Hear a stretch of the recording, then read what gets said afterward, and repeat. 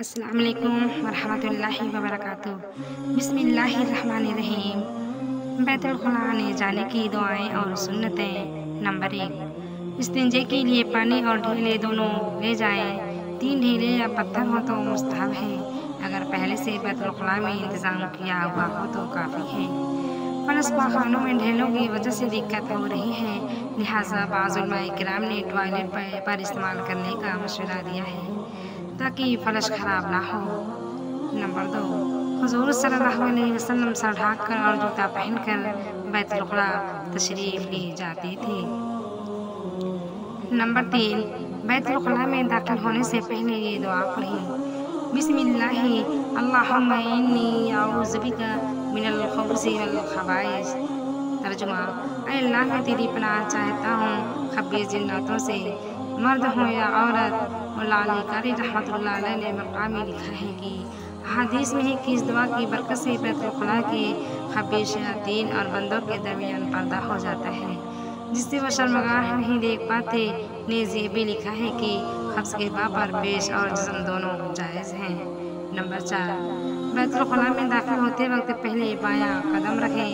Number 5, जब बदन नंगा करें तो आसानी के साथ जितना बचा हो खोल रखें, उतना ही बेहतर है।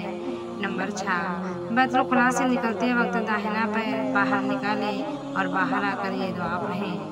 गुफ़रानका अल्हम्दुलिल्लाहिल्लज़ी अज़हबा अन्निल अज़ा व आफ़ानी।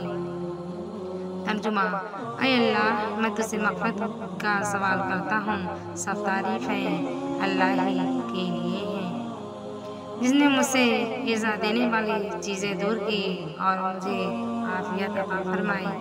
नंबर 7, बैतुल खुला जाने से पहले अंगूठी या किसी चीज़ पर कुरान शरीफ की आयत या हुज़ूर सल्लल्लाहु अलैहि वसल्लम का मुबारक नाम लिखा हो, वो दिखाई देता हो तो उसको उतार कर बाहर ही छोड़ दें।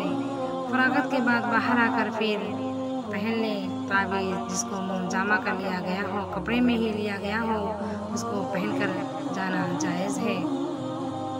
नंबर 8, रफ़े हाजत के वक्त किबला की तरफ ना चेहरा करें और ना उस तरफ पीठ करें। नंबर 9, रफ़े हाजत करते वक्त बिला ज़रूरत शदीदा कलाम ना करें, इसी तरह अल्लाह ताला का भी ज़िक्र ना करें।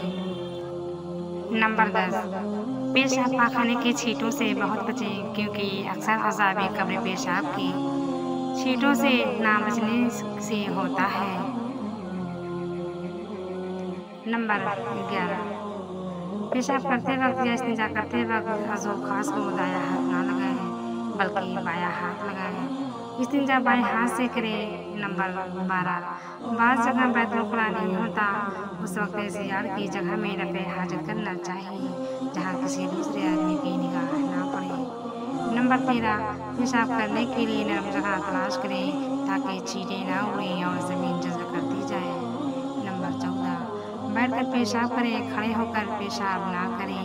नंबर 15, पेशाब करने के बाद इस्तिंजा सुखाना हो तो दीवार वगैरह की आड़ में सुखाना चाहिए। नंबर 16, वज़ू सुन्नत के मुआफ़िक घर पर करना चाहिए। नंबर 17, सुन्नतें घर पर पढ़कर जाना, मौका ना हो तो मस्जिद में पढ़ना। आजकल जबकि सुन्नतों को तर्क किया जा रहा है, सुन्नत को मस्जिद में पढ़ना अफज़ल है।